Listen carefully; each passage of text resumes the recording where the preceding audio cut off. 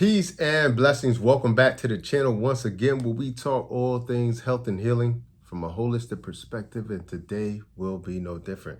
Today, we're going to talk about 10 everyday foods that feed cancer. Okay.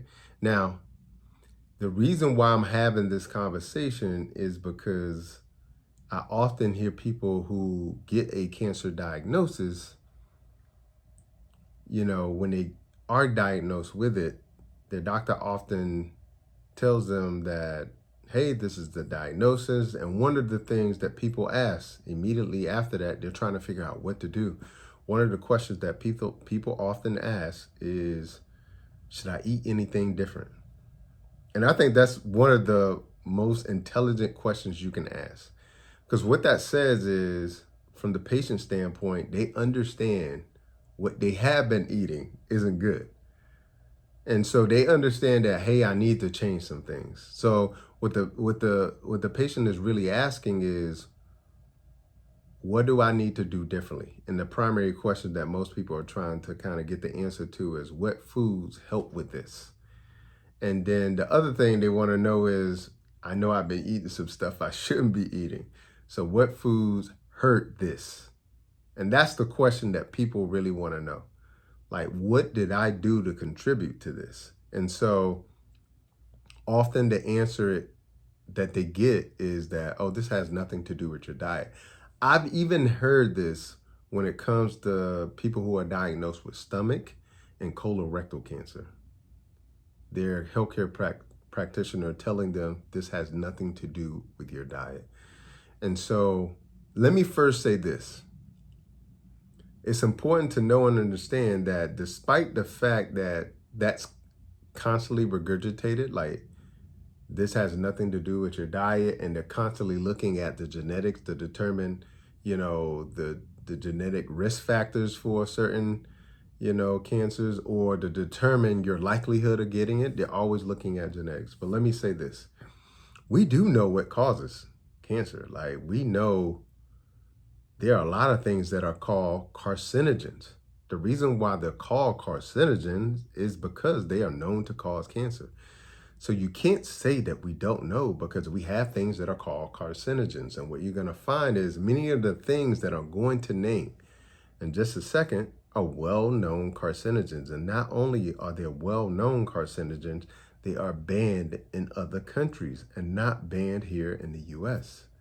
Okay, so the idea that this is just genetic, we're going to debunk that today. And I'm going to help you understand why I'm not the person who debunked this. I'm the person who did some research to discover who debunked it, or at least started this journey to understand what it really is.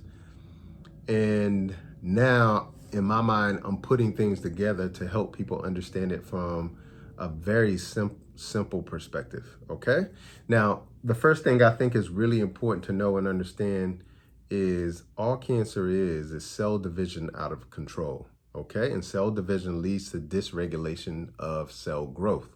So to give you for instance, your heart size stays the same heart size unless the tissue becomes inflamed or if the tissue becomes cancerous. And the reason why the size will change is because of a tumor. And what is a tumor? It's one cell. It starts with one cell that has a problem that decides to go rogue and do its own thing, because every other cell in the body is complying with essentially you being a healthy individual. Like, your heart cell knows to be a heart cell. It knows how to cooperate with all of the hundreds of millions and if not billions of other heart cells. Okay? It doesn't want to become a kidney cell. It doesn't want to become a liver cell. Okay? It's like, I'm a heart cell. Heart cells, or myocardial cells, do things that are very different than the liver cell. Okay? And vice versa. And that's really important to understand. When cells have an understanding of their purpose and they work in unison. So even though every cell, all 75 trillion cells in the body are literally working in unison, they're literally one, They're one, but doing things differently to be one. Okay, so it's like a symphony. The notes are different, but it's one song. Okay, and when that one note changes, it throws the entire symphony off. When that one cell decides to go rogue and says, whatever y'all doing, I'm not doing. That is essentially what cancer is, okay? And that's what essentially is so dangerous about cancer. One cell deciding to do its own thing. Literally, one cell. It starts with one cell. And what's really important to know and understand, for that one cell to become like the tip of a pen, it could take 10 years. You know, cancer doesn't develop in months. It takes years. And that's really important to understand. The reason why that's so important is because if it's developing over that time, it also means that you have time to make a shift. Okay? It also means that this isn't something that you did in the last few months. This is something that is an accumulative effect. Okay? Because it's really important to understand only about 5% of cancers are actually genetic. 95% are based on either your epigenetics or your lifestyle. And your epigenetics are above your genetics, which is your lifestyle. Hugely important. Now, I think what is important, when I started to do my research, one of the people that, I discovered really had a really great idea about what this really was Otto Warburg. He was a Nobel Prize winner in 1931. 1931. So in 1931, one of the things that he discovered during that era is that cancer is not a genetic disease. It is a metabolic disease. Okay? Metabolic being your metabolism. Okay? All things doing with your metabolism. So it's essentially a disease of metabolism. Okay? That's what he discovered during that time. So over 70 years ago. Okay? Really important. Almost 100 years ago, he discovered this. He also said during that time that 80% of cancers are preventable.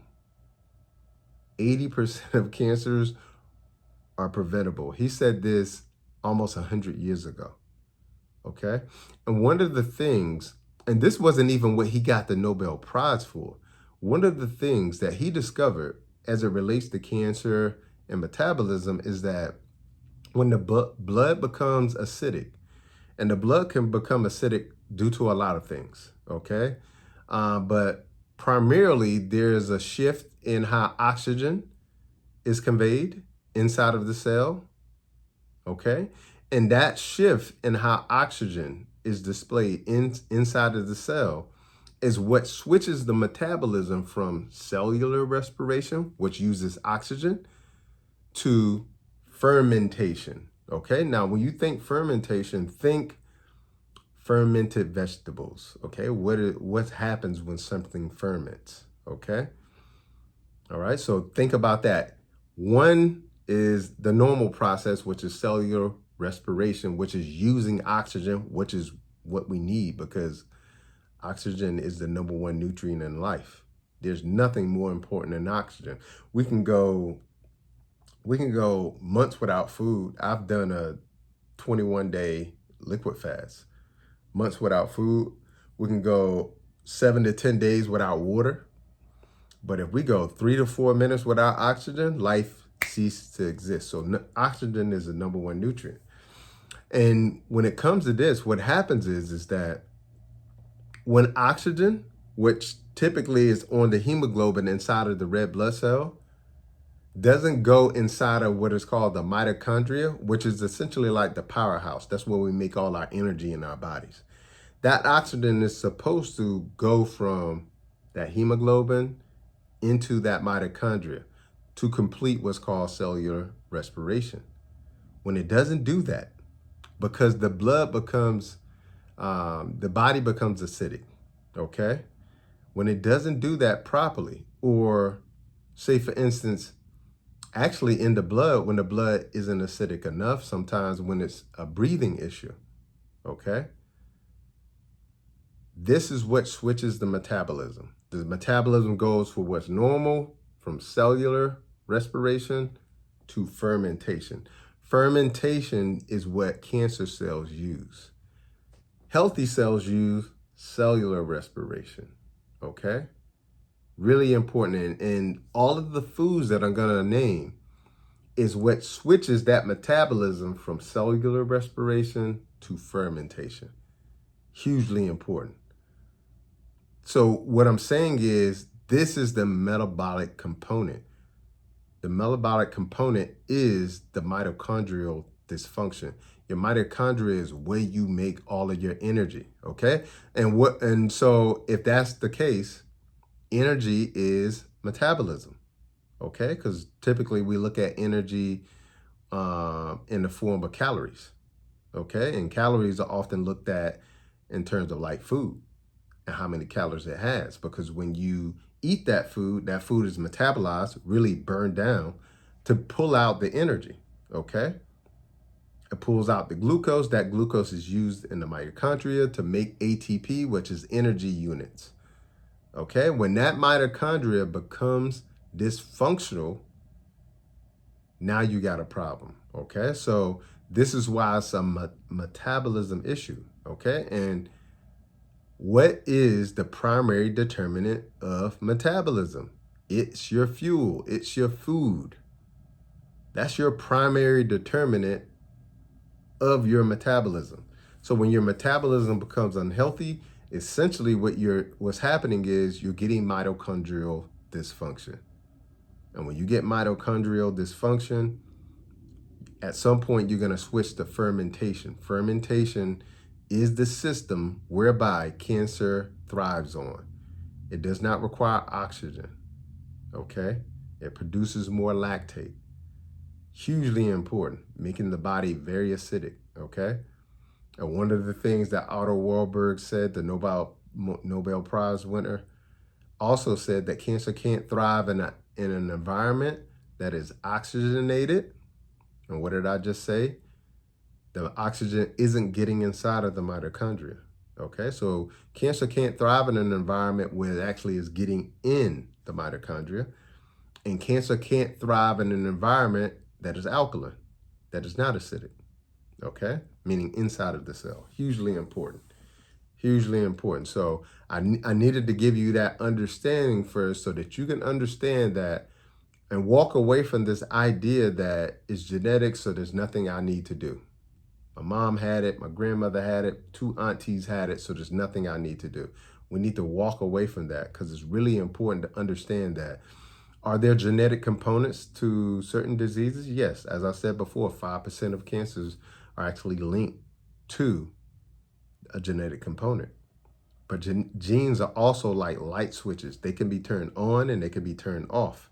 And many of the things that I was naming before, especially that switching in metabolism, is what turns cancer on, okay?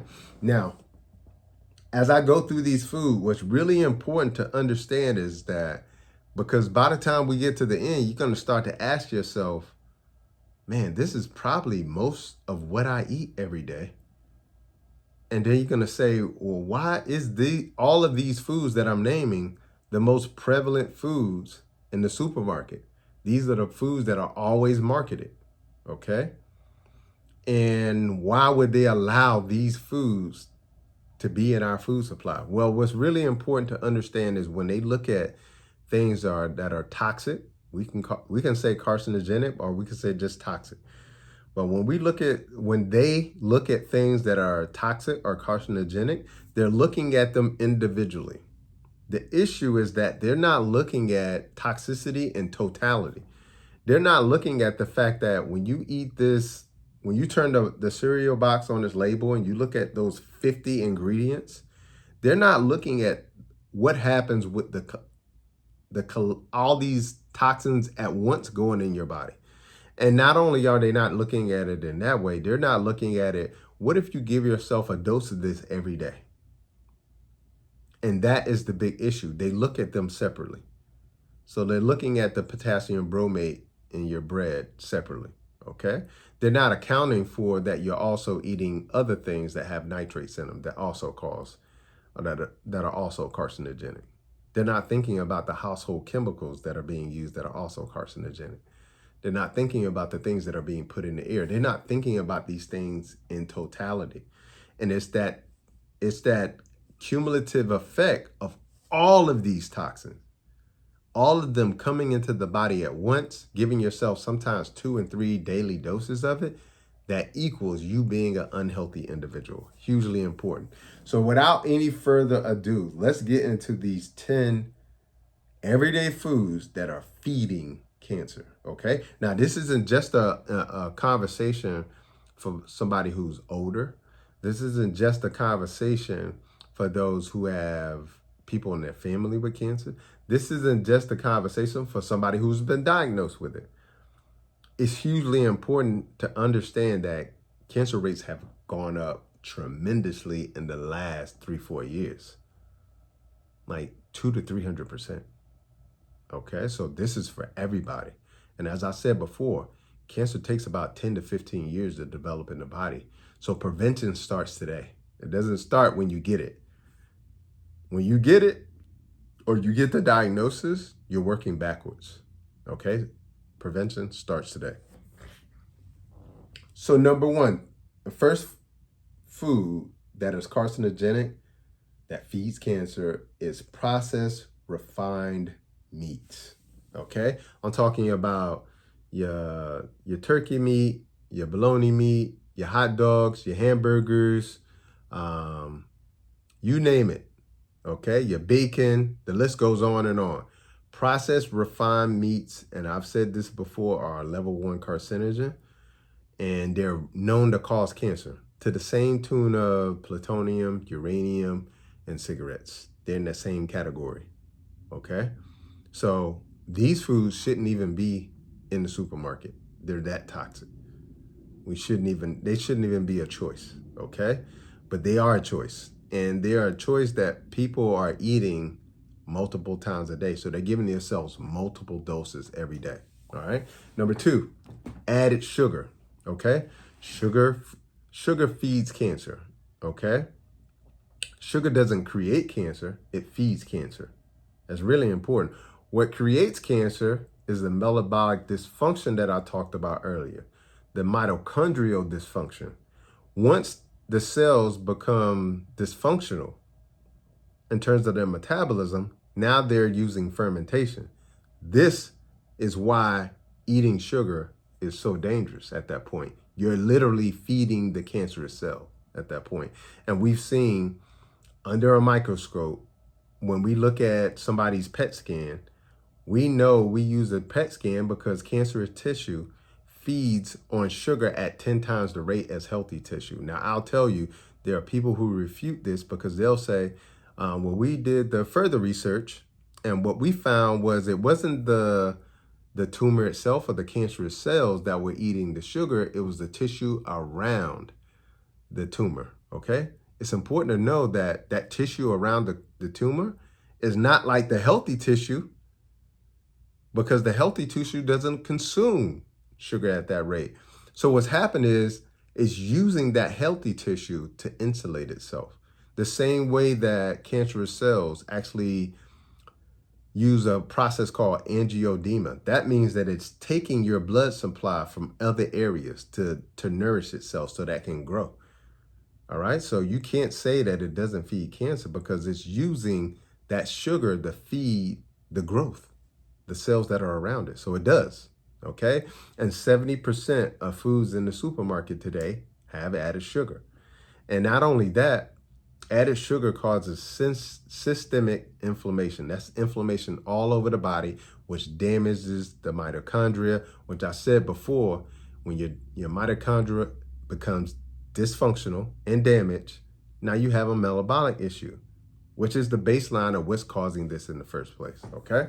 Number 3, refined carbohydrates, okay? Refined carbohydrates, breads, pastas, especially white flour, all of those are nothing like what our ancestors ate, 100 years ago, okay? It's totally hybridized, sprayed, laid with chemicals, okay? And that is also feeding it as well too. Number 4, hydrogenated oils. Okay, these hydrogenated oils turn into what are called trans fats. And even though in 2013, the FDA finally banned trans fats, which we had data back in the 1950s that trans fats were causing heart attacks and also systemic inflammation. We knew this in the 1950s, took them until 2013. We still find them in the food supply. Okay, so these hydrogenated oils, which are banned, trans fats are banned in Europe, okay, but they're still present in our food supply. Number 5, alcohol. I know that you've heard a lot about how a glass a day keeps the doctor away or whatever it may be, but alcohol is a toxin, okay? And how do you get alcohol? You know what they have to do to get alcohol? They have to ferment it. What did I say about fermenting? It's important to know that. It's important to know that there's a connection, okay? Fermentation creates more sugar, okay? And it's just hugely important to understand that alcohol in and of itself is a toxin, okay? Just based on the dose, of course, but it is a toxin, okay? And it's known to cause increased risk in liver, stomach, and pancreatic cancer, and even colorectal cancer, okay? Any form of alcohol, no matter if it's wine or, a shot of whiskey, all right? Number six is farmed salmon. Okay, farmed salmon, because they find these chemicals called dioxins in them, and dioxins are a carcinogen. Okay, number 7, food sprayed with pesticides, herbicides, and insecticides. Okay, we forget, if something can kill a pest, something can kill a pest being a rodent or something to that nature. Something can kill insect by paralyzing its nervous system, or something can kill an herbicide, which is made to heal us in many cases. If something can kill those, then it can affect us as well too. And we know that because if you go and do the research yourself and look up all of the lawsuits that Bayer, the company that owns Monsanto, was ordered to pay, even this year in January, a settlement of $2.25 billion in January for the effects of glyphosate, which is a pesticide. Okay, so people are getting, suing and getting paid every day. But despite that, they're still loading up the crops with it and spraying it everywhere on everybody's lawn. And we're digesting it. And it's caused a lot of the health issues that we're experiencing today. Number 8, dairy. Dairy is true indeed scary. So dairy also feeds cancer as well too. According to a physician study with over 21,000 subjects, it increased prostate cancer. So that's one of the things that I tell people who suffer with issues like even BPH, like inflammation of the prostate, which could be a sign of what's to come in terms of like potentially cancer. I tell them, like, you got to get rid of dairy out of the diet. It is inflammatory to the body. It is human growth fuel for a cow, not for a human. Okay, but it makes us grow too. And it makes things in our bodies grow, like the prostate. Okay, so dairy. Number 9, and I know this one going to hit everybody, is microwave popcorn. Microwave popcorn is a carcinogen because it contains what are called PFCs. Okay, and the unfortunate thing about microwave popcorn is that it accounts for roughly 20% of all PFOA levels in Americans. Okay, and so it's the lining of the bag. It's the lining of the bag of popcorn that has these perfluorinated, compounds in it that end up being carcinogenic to us. Okay, so again, and you should know roughly 90% of all corn in the U.S. is genetically modified, which means that it's also sprayed with pesticides like glyphosate as well too. Okay, so it's like a double dose. Number 10, food dyes. So red number 3 and 40 and yellow number 5 and 6 are carcinogens. And not only are they carcinogens, but they've been known to be associated with ADHD and ADD, and possibly even autism as well too. Okay, and then the bonus I'll give you is sugary drinks and beverages like sodas, and even the zero sodas that have no sugar in them are also associated with causing an increased risk for cancer as well too. Now, what I will say, and I think this is really important, I really want to emphasize this, is that a healthy mitochondria prevents cancer. So keeping your metabolism healthy is what prevents cancer. Okay, hugely important, because I think they did a study and 80% of Americans were metabolically unhealthy. And when what I mean by that is high cholesterol, high blood pressure, high blood glucose levels, insulin resistant, inflammation. These are the things that I'm associating with metabolism. 80% of Americans are metabolically unhealthy. So what's important to understand is if you have a healthy metabolism, this is your greatest way or form of cancer prevention, okay? And it's important to also know, and I'll end it with this, is that one of the best things that we could do is we eat too much, we overeat.